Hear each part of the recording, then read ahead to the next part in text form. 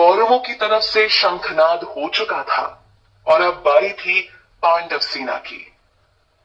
सफेद घोड़ों द्वारा खींचे जाने वाले रथ पर अर्जुन आसीन थे। जिस विशाल रथ की डोर किसी और की नहीं बल्कि स्वयं भगवान श्री कृष्ण के हाथ में थी। अब जिसकी डोर खुद ईश्वर के हाथ में हो उसे हार जीत की भला क्या चिंता। विपक्षी दल के बाद अब अर्जुन और श्री कृष्ण ने भी अपने अपने दिव्य शंख बजाए। यहां पितामह की तुलना में अर्जुन और श्री कृष्ण के शंख को दिव्य कहा गया है। ये दिव्यता अर्जुन के साथ ईश्वर और सच्चाई के होने का प्रमाण है। इस श्लोक में भगवान श्री कृष्ण अर्जुन और भीम को अलग अलग नामों से संबोधित करके बुलाया गया है, जो नाम उन्हें उनके दिव्य कर्मों के कारण प्राप्त हुए हैं।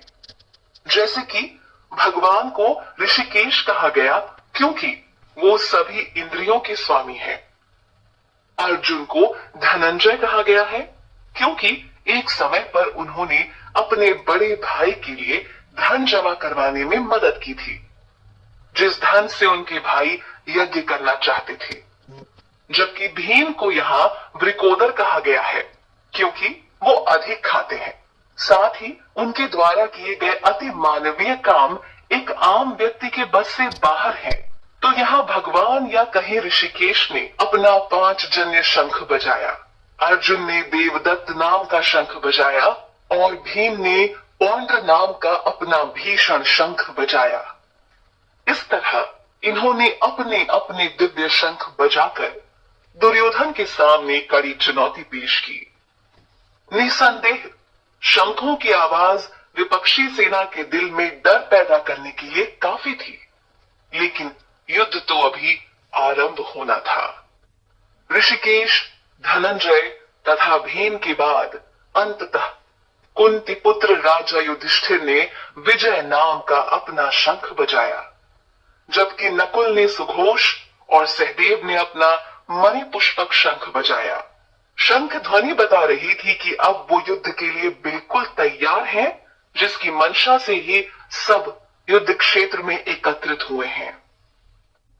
महान धनुर्धर काशी के राजा, महान योद्धा शिखंडी, धृष्टद्युम्न, विराट, कभी ना पराजित किए जाने वाले सात्विक, द्रुपद, द्रौपदी के पुत्र तथा बड़ी भुजा वाले सुभद्रा के पुत्र आदि सब ने भी अपने अपने शंख बजाए। राजा धृतराष्ट्र के कक्ष में मौजूद संजय ने उन्हें युद्ध क्षेत्र में हो रही गतिविधियों से अवगत करवाया। उन्हें बताया कि किस तरह हर किसी ने अपना अपना विशेष शंख बजाया। ये शंख ध्वनि उनके अंदर छुपे आत्मविश्वास को उजागर कर रही थी। और भला भगवान श्री कृष्ण का साथ पाकर किस में यह हौसला नहीं आता। वैसे भी हर किसी को जीवन में एक ऐसे व्यक्ति का साथ चाहिए होता है जो उसे हिम्मत, हौसला दे सके। युद्ध लड़ने को अब हर कोई तैयार था, जिसका प्रदर्शन वो कर चुके थे। संजय अपने शब्दों के माध्यम से परिस्थिति की गंभीरता का वर्णन करते हुए राजा धृतराष्ट्र को बताते हैं कि हे राजन, पांडव सेना के महान योद्धाओं के शंखों से निकली ध्वनि ने तो धरती और आकाश तक को गुंजायमान कर दिया है। संजय बड़ी स्पष्टता से बताते हैं कि ये ध्वनि इतनी कोलाहलपूर्ण है कि इसको सुनकर आपके यानी धृतराष्ट्र पुत्रों के हृदय तक भी विदीर्ण हो गए हैं। यकीनन इस पहलू को जानकर पिता धृतराष्ट्र का हृदय अपने पुत्रों के प्रति व्याकुल हुआ होगा। हार के डर ने भी उन्हें सताया होगा। जबकि कुछ वक्त पहले तक दुर्योधन अपनी सेना शक्ति का प्रदर्शन कर रहा था, लेकिन अब पांडव सेना के सिर्फ शंखनाद भर ने उनके हृदय में कंपन पैदा कर दी, जबकि युद्ध तो अभी आरंभ होना था। धृतराष्ट्र पुत्रों और पांडव सेना द्वारा युद्ध का बिगुल बजाया जा चुका था। अब बारी थी युद्ध शुरू होने की, जिसके लिए पांडुपुत्र अर्जुन ने अपने धनुष को उठाया। यहां संजय इस बात का वर्णन करना नहीं भूले कि जिस रथ पर अर्जुन सवार है उसके ध्वज पर हनुमान का चिन्ह बना है। साथ ही अर्जुन को कपिध्वज नाम से भी जाना जाता है। युद्ध स्थल पर हनुमान की उपस्थिति इस बात को उजागर करती है कि वो यहाँ अपने प्रभु राम, जो कि इस युग में श्री कृष्ण बनकर आए हैं, उनका साथ निभाने आए हैं। यानी अर्जुन के रथ पर भगवान राम, कृष्ण और उनके दास हनुमान का अस्तित्व मौजूद था। यह श्लोक परिचय करवाता है उस मोड़ का जहां से अब अर्जुन श्री कृष्ण वार्ता का दौर शुरू होना है। हाथ में धनुष संभाले अर्जुन धृतराष्ट्र पुत्रों की ओर देख भगवान श्री कृष्ण से यह वाक्य बोले। अर्जुन यहां भगवान श्री कृष्ण को अच्युत नाम से संबोधित करते हैं, जिसका अर्थ हुआ अटल। तो सच ही तो कहा अर्जुन ने, श्री कृष्ण एक अटल सत्य ही तो है जो किसी भी परिस्थिति में बदलता नहीं। अर्जुन कहते हैं कि हे अच्युत, कृपया मेरे रथ को ले जाकर दोनों सेनाओं के बीच खड़ा कर दें, ताकि मैं युद्ध करने की अभिलाषा से यहां एकत्रित हुए सभी योद्धाओं को देख सकूं। अर्जुन एक बार उन सभी लोगों का अच्छे से निरीक्षण करना चाहते थे जिनके साथ उन्हें युद्ध करना था। यही तो एक सफल व्यक्ति की पहचान होती है कि वो कोई भी काम शुरू करने से पहले आसपास की स्थिति का आकलन करता है, उसके बाद ही अपनी चाल चलता है।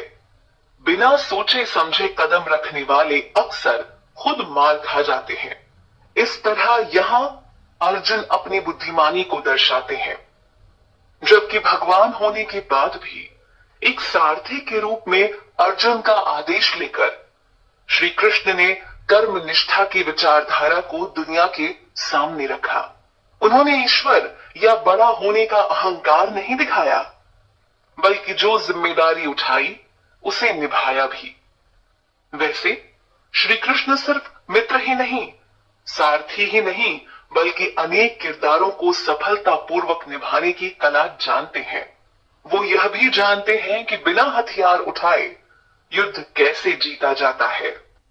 यहाँ अर्जुन उन सभी लोगों को देखना चाहता है जो कि धृतराष्ट्र के दुर्बुद्धि पुत्र को प्रसन्न करने की मंशा से जमा हुए हैं। वैसे अर्जुन द्वारा दुर्योधन को यहाँ दुर्बुद्धि कहना गलत नहीं था। एक इंसान के हठ ने पूरे कुरुवंश को दांव पर लगा दिया था। अगर वो भगवान श्री कृष्ण द्वारा पेश किए समझौते को स्वीकार कर लेता तो उसके मरने की संभावना ना होती, लेकिन उसके हट के आगे ही पूरे महाभारत की रचना हो गई, जिसने छल करके पांडवों का राज्य हड़प लिया था। इस धूर्त काम में खुद पिता धृतराष्ट्र ने भी मोहवश उसका साथ दिया था, जो अपने कक्ष में बैठा युद्ध परिणाम की चिंता में व्याकुल थे। राजा धृतराष्ट्र के सामने युद्ध स्थली का सीधा प्रसारण करते हुए संजय बोलते हैं कि हे भरतवंशी, गुडाकेश के आदेश पर सारथी बने श्री कृष्ण ने उनके रथ को लाकर दोनों सेनाओं के बीच खड़ा कर दिया, ताकि अब वो ठीक से सभी योद्धाओं को देख सकें। यहां फिर से श्री कृष्ण को ऋषिकेश कहकर संबोधित किया गया है, जबकि गुडाकेश का प्रयोग अर्जुन के संदर्भ में हुआ है, जिन्होंने नींद को जीत लिया था, जिस कारण उनका यह नाम पड़ा। खैर, अब एक और जंग उनकी प्रतीक्षा कर रही थी, जिसे अर्जुन को जीतना था।